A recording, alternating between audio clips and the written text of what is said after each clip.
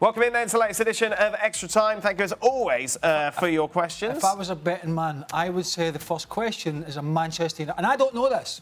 I would say the first one is a Man United question. How much would you like to bet on that? No. Just... Well, you're wrong. Oh. Jan, what's your reaction to the way Dortmund played today? Do you guys think they lack confidence, especially Sancho, who I found missing for most parts of the game? Yes, it's been a bad season start for Sancho, and you didn't see him today. Do they lack confidence now? They created a lot of chances. We made an interview just after the day with Haaland, and he said I should have scored 4 or 5, and then we would have won the game. But you always had a feeling with Bayern Munich, they are the best team in the world at the moment. They always have another gear. They can always do it when they need to. For me, the headline of the game today was typical. It was typical when Dortmund was 1-0 up that Alaba would then score before halftime. And it was typical that Lewandowski is scoring without needing space to score a goal. That goal he scored, Da Vinci couldn't have drawn that goal. It was just unbelievable what he did. 120 million, Jadon Sancho, isn't it? That's the price tag. I know you can't judge him on one game, and we've seen a lot of him, but it has not been a 120 million sort of performance so far this season. No, and maybe the transfer affected him. Jan is, of course, at the heart of that transfer. Jan never mentioned it.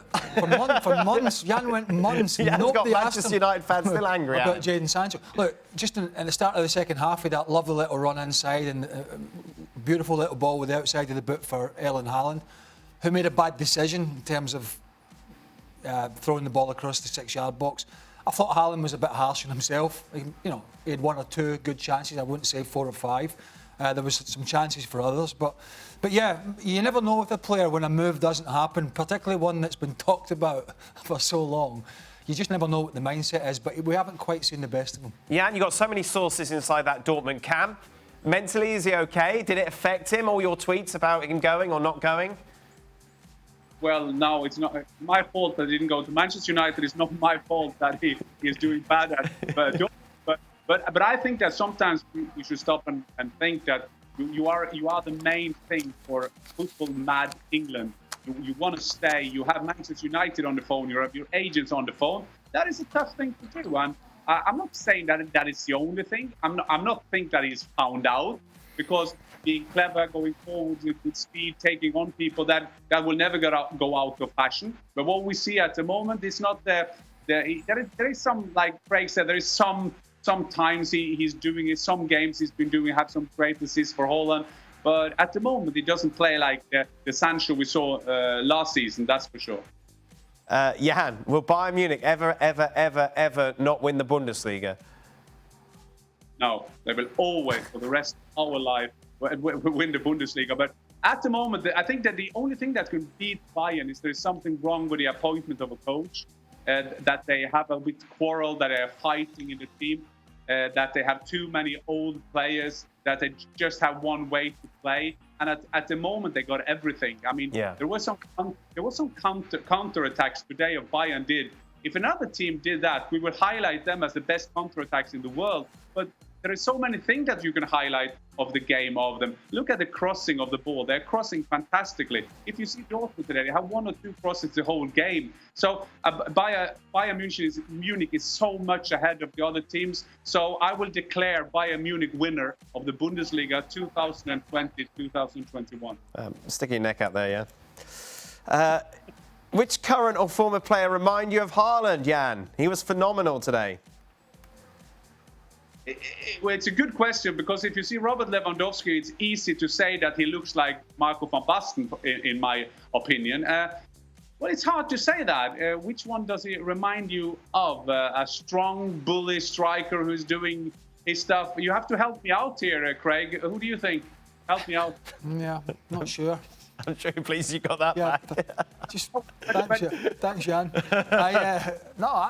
Listen, I said all along, I mean, he's a guy who can do a little bit of everything. He was so disappointed with his performance. But I don't think he played badly. He was disappointed with his finishing today. Yeah. That was the difference. But he's got a little bit of everything, but he's still learning. He's still young.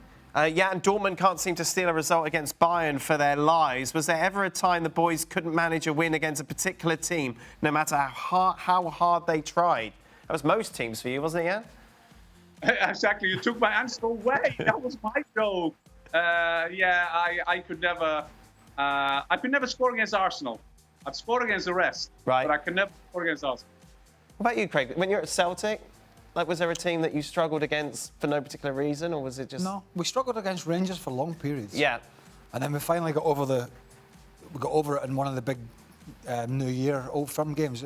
I think it was the 2nd of January '98. Celtic hadn't won that game in that day for, I think, 10 years or something like that, and Right. we managed to win it. But they were clearly a bogey team for Celtic for a long time, because they won 9 titles in a row until the side that I played in won. So they were difficult for me. And no, but actually we were the opposite. At Chelsea, we didn't have the team that Chelsea have in the last, or the teams they've had in the last 15, 20 years. But we always had, funny enough, in my time there with LeBouf and people like that, we always had a great record at Old Trafford. Really? It was amazing, because one year we went up there, I think it was '94. It was before Frank was there. We went up there with big Erling Jonsson and Dennis Wise, Gavin Peacock, with John Spencer and Matt Steen up front. I mean, they were about that height, the two of them. And short of boarding up Dimitri Karin's goal, I don't know how they never scored. We beat them 1-0. Went up the next year, we drew. Went up the next year, we beat them, I think, 2-1 with Dubry header and Vialli goal. And that was at a time when they were successful. See, more anti-Manchester United from you. Boasting about beating them at I used to Old love, I Trafford. don't know about Jan, but I used to love going to play at Old Trafford because it's a great stadium.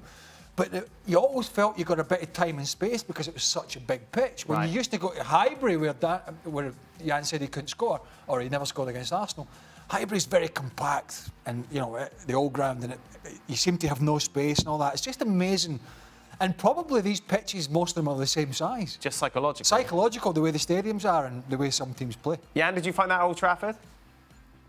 Well, I love to come to Old Trafford, but it was a matter of, I mean, when Chelsea came there, they came with some kind of confidence going in there because they were Chelsea. I think that for the smaller team I played with, I had some good results there with Middlesbrough. When we came there with Barnsley or Swindon, when we came there, when we had that space, it was like, oh, do we really have this space? Should we take advantage, or won't they attack us soon? So I think there is a mental thing. We had it with the Norwegian national team. We had it with England. I could never lose against England. I can't understand why. We'll bring that up. Craig, what's your thoughts on Hakim Ziyech so far?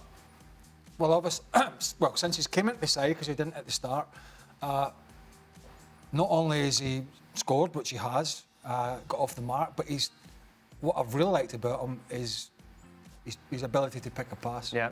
Off that right side. Couple of assists today, and he seems to be a bit of a difference maker. Yeah, cutting in off that right side onto that left. The left foot looks like a bit of a wand to me. He can just drop a pass in. He puts good pace on it. He sees the picture.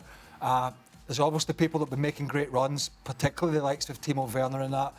And I can just see these guys I can just see him coming in and picking out passes. I think he's looked really, really good.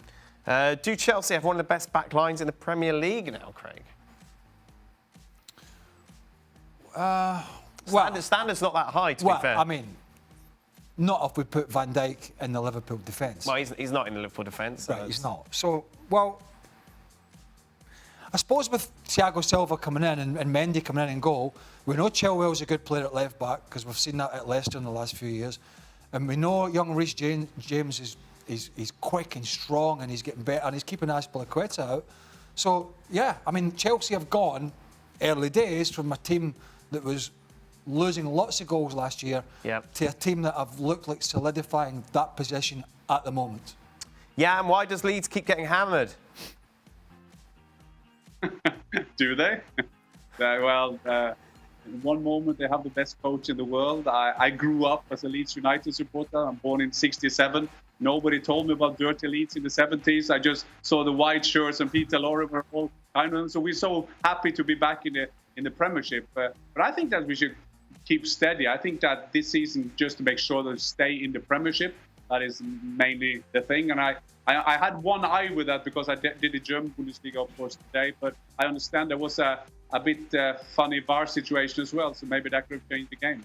Well, the VAR you referred to is Bamford, who was pointing where he wanted the ball. And clearly your arm. And it came in, and it was obviously the part of the arm of the new rule. Because the most of the arm, you can't be offside with the arm because you're not allowed to score a goal. So that I didn't see the incident, but we heard about it. But just going back to Leeds, I saw them for a bit last week against Leicester at home, where they lost. And I think a lot of teams might approach Leeds in the same way, because Leeds are going to, under Bielsa, they're going to go for it. Right? They play a high-tempo game under him, and they'll try and get the ball, they'll try and get possession, and they'll flood people forward. And I think a lot of teams will look to do what Leicester did last week, and that is just suck them in and then win the ball, hit them on the counter. And Leicester did it brilliantly. And I think a lot of teams, not Liverpool and City, teams like that, but most of the other teams will allow them possession and then try and hit them on the counter-attack when they're vulnerable. And he's going to have to figure that out. Or, because it happened to Norwich City. Norwich City come up last year and tried to play the same way that got them promotion the year before.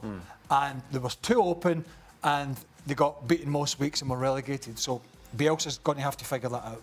Final tweet. Man United. Yep, there it is. Jan, is Ole Gunnar Solskjaer's job safe right now? The job of Ole Gunnar Solskjaer is safe as long as Ed Woodward doesn't have to fire him to keep his own position and his own position among the fans. And he has to win some football games, Ole Gunnar. You always have to do that.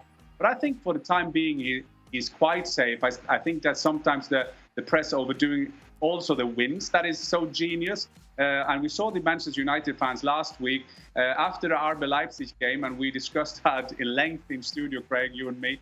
We were talking about, you said both halves were bad. I think first half was bad. They ended up winning 5-0. Then they had the best coach in the world. And 1 week later in Istanbul, they had the worst coach in the world. So I'm not thinking of both of them are true. Now he will get a rest hopefully in the international time. And then the nicest man in football and the guy I love to work with, I love to interview, is Pochettino. But of course, it was no coincidence that he was on the stage in England the last week. It was on Sky, of course, Monday night. Yes, yeah, he's got nice new hair.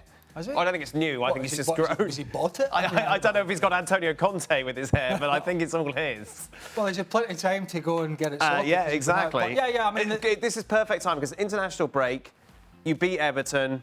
Like, no one's really going to be talking about his future, as opposed to if they lost at Goodison Park, that's all we would have been talking about. Yeah, and he would have had a period of the international games to put it right. Yeah. If he'd lost at Everton, and he'd have been thinking, am I preparing for this next league game when these boys come back from international duty? That's gone away for the time being. And as we've said all along, when the chips are down, for whatever reason, the players have come up trumps for him. But can he trust them to do that consistently? I think the answer is no. Good stuff, guys. That is it. Thank you very much. We'll be back tomorrow for more, of course, reflecting on Manchester City against Liverpool. Big game in the Premier League. But until then, goodbye. Well, thank you very much for watching ESPN on YouTube. For more sports highlights and analysis, be sure to download the ESPN app. And for live streaming, premium content, and let's not forget as well, ESPN FC 7 days a week. Subscribe to ESPN Plus.